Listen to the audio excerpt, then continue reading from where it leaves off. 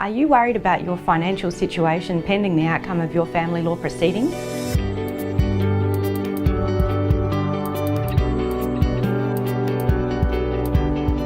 Hi, my name is Sarah Quilliam and I'm a Family Law Accredited Specialist and one of the Directors at Pippa, Colman and Associates Law Practice.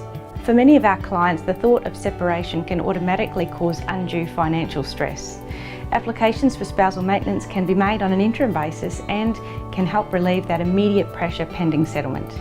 In some cases, spousal maintenance may form part of a final order or agreement. The law imposes an obligation where it is necessary to support and maintain each other following separation. This is not gender specific, so the paying spouse can be the husband or the wife. If you are a low-income earner, are too old or too sick to work, are a stay-at-home parent or are unable to work due to any other justifiable reason, you may be eligible for spousal maintenance. Spousal maintenance is not guaranteed.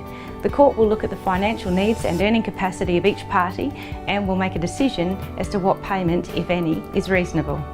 Contact us to discuss your situation and whether you are eligible for spousal maintenance.